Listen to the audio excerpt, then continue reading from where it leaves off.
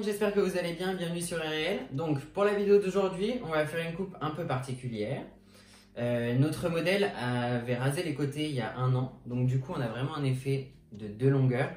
On a toute notre longueur sur le plateau qui est au carré à l'heure actuelle. Et on a un effet un peu semi-mulet et un peu gonflé au-dessus des oreilles. Donc du coup, j'ai envie de garder, de conserver cet effet de longueur. Enfin, on a envie de conserver, parce que c'est pas moi qui vais porter la coupe. Donc je vais venir travailler en 2 temps, c'est-à-dire que je vais venir travailler vraiment mes contours comme si je faisais une garçonne. Donc je vais venir effiler, redessiner les contours, tourne un tout petit peu. Je vais venir ouvrir au-dessus de l'oreille pour avoir quelque chose d'un peu plus féminin, parce que là du coup, comme on avait tout rasé à la même longueur, bah, ça a tout repoussé à la même longueur, donc on a des faux volumes un peu partout. On ne va malheureusement pas garder notre nuque mulet. Donc ça, on va la faire partir. Donc je vais vraiment redessiner les contours et les côtés au niveau du dégradé. Et ensuite, j'aimerais travailler le dessus. Je ne sais pas si ça ressort en vidéo, mais on a pas mal d'écarts de couleurs. Parce qu'on avait des tentatives de couleurs diverses et variées. C'était quoi le dernier? C'était le vert ou le rose? Et ici à Paris, c'était les roses. Et j'ai fait encore bleu et violet par la suite un nuage. Un nuage, ok. Voilà. Donc, et ensuite, il y a eu un noir de poser dessus. Donc, du coup, il y a pas mal de nuances, de faux reflets verts, bien sûr, comme vous en doutez, et certaines zones plus orangées. Donc, on va venir gommer pas mal de longueur sur le dessus, mais on va quand même en garder aussi pour vraiment avoir un effet longueur qui se pose sur l'autre. Et pour pas avoir un effet trop paquet, je vais vraiment venir dégrader à fond et vraiment avoir un effilage assez poussé. Bon, l'idée c'est pas non plus d'avoir quelque chose de trop filasse, hein, mais c'est vraiment qu'on ait cet effet de longueur qui se pose sur l'autre, mais où on voit légèrement la longueur du dessous en transparence, on va dire. Donc ça va être une coupe assez sympa, assez déstructurée et pas très fréquente. Donc c'est cool. Donc on va commencer par le shampoing et je vous retrouve ensuite, je vais vous expliquer le step by step. Donc du coup là je suis venu séparer mon plateau de mes côtés, puisque du coup je vais vraiment travailler à la fin, en dernière partie, vraiment de manière très distincte. Donc comme je vous l'ai expliqué tout à l'heure, on va faire sauter le mulet. Je suis triste un peu quand même. Après, alors tourne de profil. Ouais. Donc vous voyez d'un point de vue... comment dire, physiologique, non. Anatomique. La forme du corps. C'est l'anatomie ou la physionomie? Non, donc d'un point de vue anatomique, a priori c'est le bon terme. On voit bien que son cou va un petit peu vers l'avant. Donc ça, vous ne dites pas à votre cliente, hein, bien sûr. Là, c'est vraiment une indication de coiffeur à coiffeur. Donc on a un très bel arrondi de crâne qui va nous permettre d'avoir un très joli volume. Mais ensuite, on a vraiment le cou qui repart vers l'avant. Puis le dos qui forme une légère bosse. Ce qui veut dire que au moment où on va venir couper, soit on choisit, entre guillemets, de faire quelque chose de très court pour vraiment dégager l'ensemble. Mais là, vous voyez, on a une implantation qui est assez basse. Donc, ce qui veut dire que pour conserver quelque chose de doux, qui ne va pas accentuer cet effet de creux puis de bosse, on va venir garder quelques douceurs. Donc, un semi-mulet. Mais vraiment quelque chose d'effilé, de très léger. Et en fait, de garder ça, de garder cet aspect-là, quand elle sera de dos ou même de profil, ce sera beaucoup plus féminin parce qu'on a quelque chose qui, entre guillemets, accompagne et adoucit cet écart et vraiment ce creux que forme le cou. Si on fait vraiment quelque chose de court, on va sur quelque chose qui est de beaucoup plus marqué au niveau du style. Mais surtout, c'est important de faire attention à votre implantation parce que là, vous voyez, elle descend vraiment bas et ça signifierait qu'il faut qu'on rase cette partie-là. Et ce sera pas joli, ce sera pas féminin. Et en plus, au bout d'une semaine, elle va avoir le duvet qui ressort, ce sera vraiment pas top. Donc on va juste garder un tout petit peu de longueur, mais de manière très effilée. Donc du coup, je vais venir travailler avec mon rasoir. Pour ce qui est ensuite au-dessus des oreilles, je vais venir travailler une ouverture pour avoir une patte qui se définit un peu plus. Je vais pas vraiment la retoucher dans la longueur, c'est plus ensuite dans le dégradé que je vais venir apporter plus de légèreté et de mouvement. Et on viendra juste redessiner un petit peu sur les contours. Donc voilà, là je vous ai donné toutes les explications de coupe pour ce qui va être du dessin de contour. Donc maintenant, je vais plus vous donner de commentaires et je vais commencer le travail.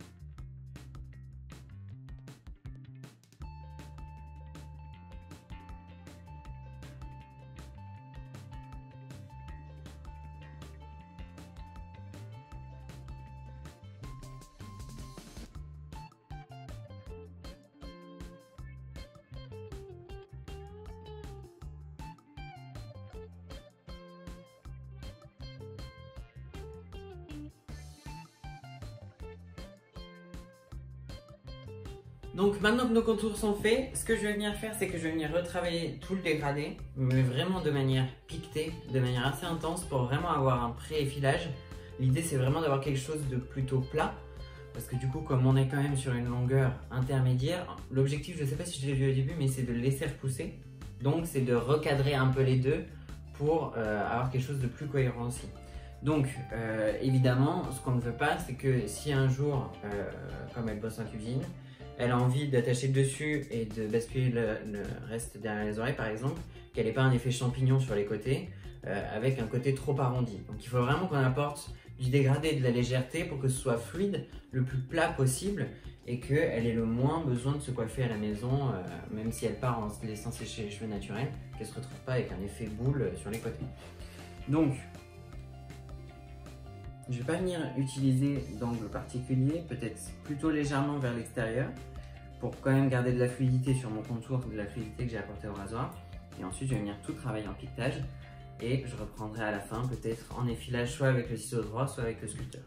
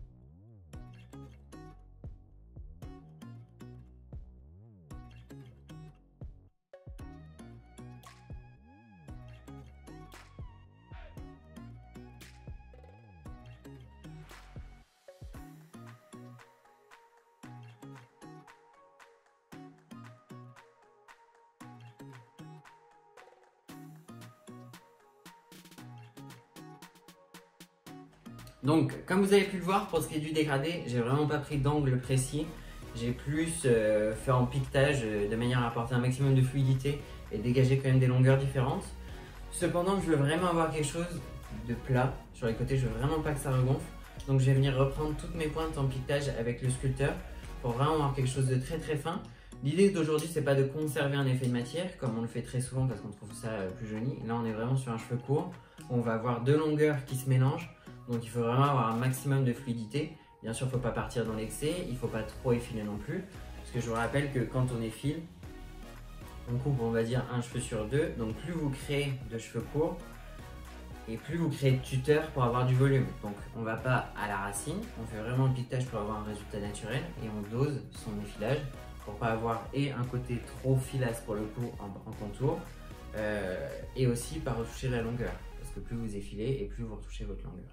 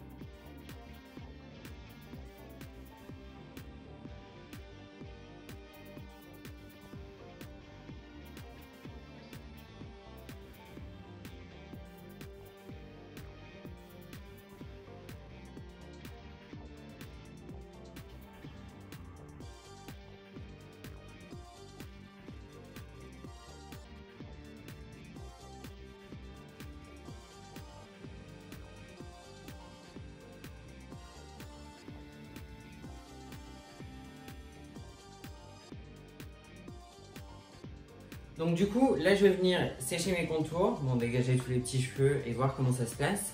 Donc comme je vous le disais, c'est vraiment une coupe en deux coupes finalement. Donc je vais vraiment venir terminer ma première partie pour ensuite passer à celle de dessus. Je ne reviendrai pas sur la partie du dessous.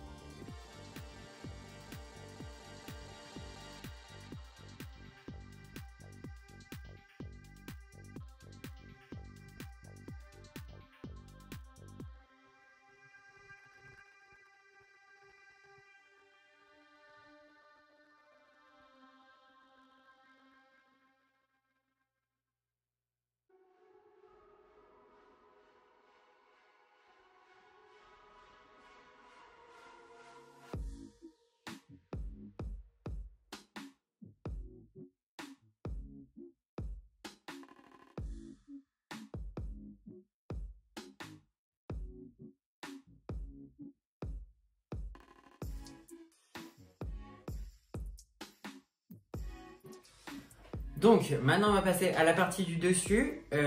Du coup ça peut basculer d'un côté comme de l'autre visiblement. Donc ce qu'on va venir faire, c'est que je vais venir travailler d'abord une forme de pointe à l'avant pour qu'elle puisse avoir un effet de mèche si jamais elle les met devant.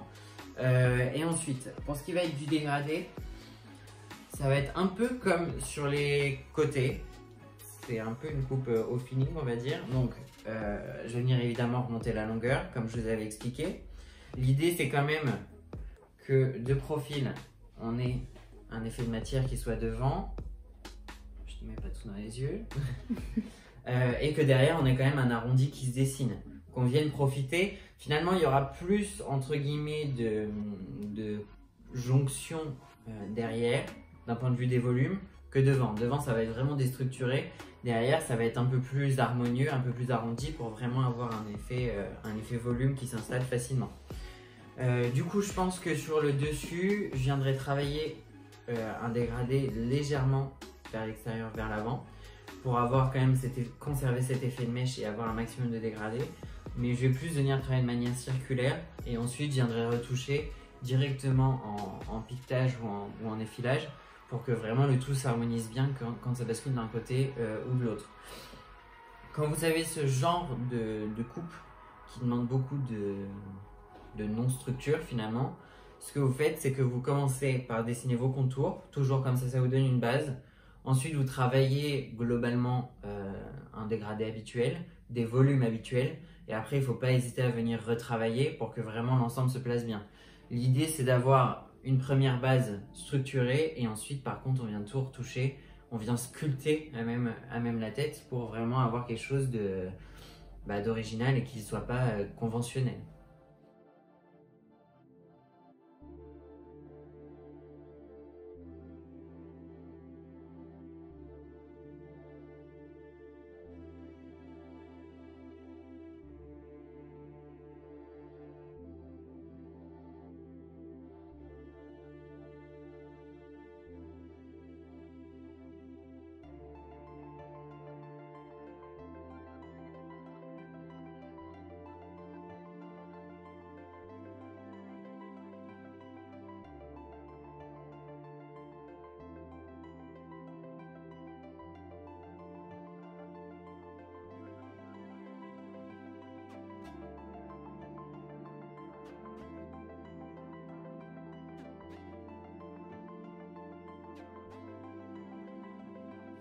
Ok, donc là mes contours, j'ai fini de les travailler, donc maintenant je vais venir travailler mon dégradé. Donc, d'un point de vue des contours que j'ai fait, je pense que comme vous avez pu le voir, sur les côtés, je me suis décidé à suivre finalement les mêmes angles de contour que ce que j'ai fait sur la partie courte. Donc c'est vraiment de la superposition. Donc sur les côtés, je vais juste venir effiner un petit peu, rapporter un peu de légèreté. Donc ce que je vais faire, c'est que je vais venir travailler un dégradé, on va dire en quartier d'orange, qui va définir mon mouvement droite-gauche comme il a envie de se placer et le mouvement arrière. Et je vais venir travailler, hop, comme si je venais prendre des quartiers d'orange et tourner autour de mon point. Ça va me permettre en fait de garder toute ma longueur devant. Ici, ça va être mon point court que je vais venir définir en fonction de ce que je veux, surtout au volume de derrière. Et ça va nous permettre de vraiment dégager de la fluidité. Pour ce qui va être de derrière, je vais moins projeter mon volume vers l'avant parce que je veux vraiment garder un côté arrondi. Donc je vais plutôt travailler en mèche à mèche, donc c'est-à-dire perpendiculaire au cuir chevelu et ensuite à la verticale pour vraiment avoir un volume qui se place, qui vient se superposer avec notre longueur qu'on a sur la nuque. Globalement derrière, je ne vais pas avoir grand chose à couper, je pense que je vais avoir ça et ensuite juste du travail d'effilage pour qu'on n'ait pas de faux volume qui se mettent en place. Mais donc voilà, comme je vous expliquais tout à l'heure, derrière on va avoir vraiment quelque chose qui s'emboîte quasiment, même sur les côtés du coup avec les contours que j'ai travaillé. Et c'est vraiment le mouvement qu'on va avoir devant qui va venir se détacher du reste.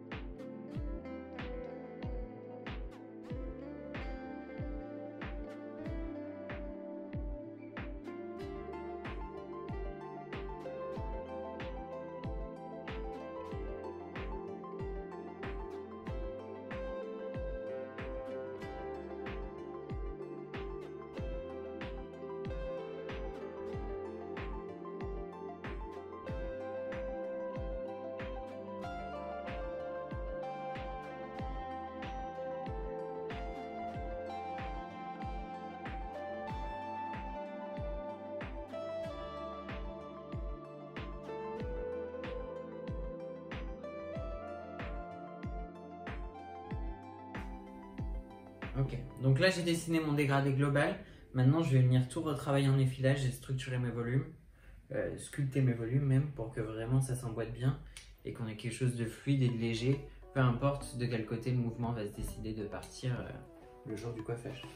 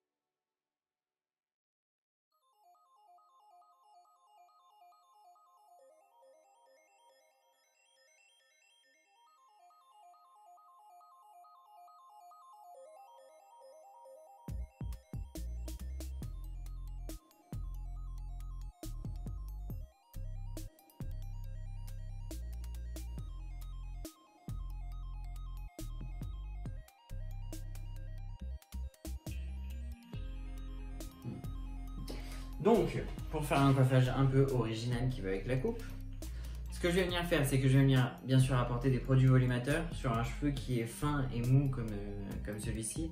Là, naturellement, elle va retrouver des volumes qui vont se placer tout seuls, mais aujourd'hui, on va accentuer un peu le truc. Donc, je vais venir apporter du maintien avec des produits volumateurs. Ensuite, je viendrai juste mettre quelques rouleaux sur le dessus pour bien décoller le volume. Et je viendrai travailler un wavy ensuite sur les pointes avec le fer et on terminera une finition avec une cire un peu dure, un peu solide pour pas que ça alourdisse trop le cheveu mais que vraiment ça vienne apporter au contraire de la matière et du ressort au wavy pour éviter qu'il soit tout flat d'ici 1 ou 2 heures. Donc ce que je vais venir utiliser comme produit c'est un spray volumateur en racine pour vraiment avoir du maintien et ensuite je vais venir appliquer une mousse sur l'ensemble pour vraiment gainer de la racine à la pointe. Sur un cheveu qui est vraiment fin et mou, il ne faut pas avoir peur de texturiser la racine parce qu'elle va vraiment ne pas vous obéir sinon.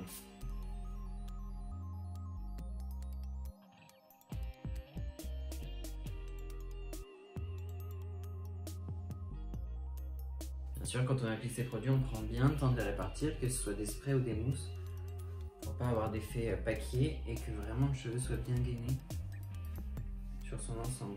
On met pas juste une crème ou un spray et ensuite on sèche, il faut vraiment brosser ou peigner pour répartir le produit.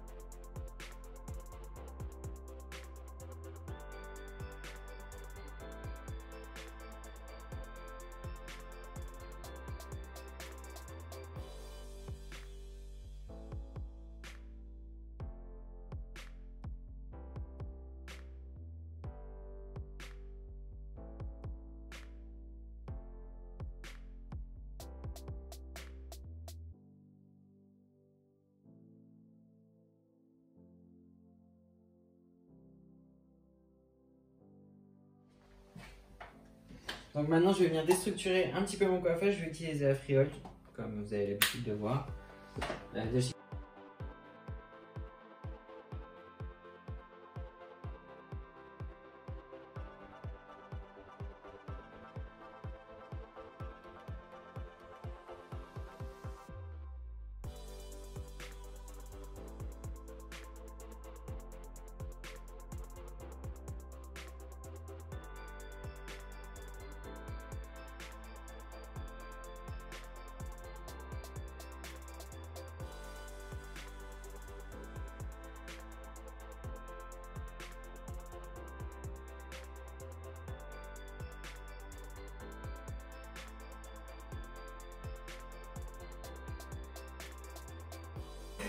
Ok, notre coupe et notre coiffage d'aujourd'hui est donc terminé. J'espère que cette vidéo vous aura plu. Je vous laisse me dire ce que vous en pensez en commentaire. Si vous avez des coupes courtes, si vous êtes sur Paris, vous avez envie de venir nous faire coucou ou vous faire couper les cheveux par nous, n'hésitez pas à nous contacter par Instagram. Vous avez le lien juste en dessous.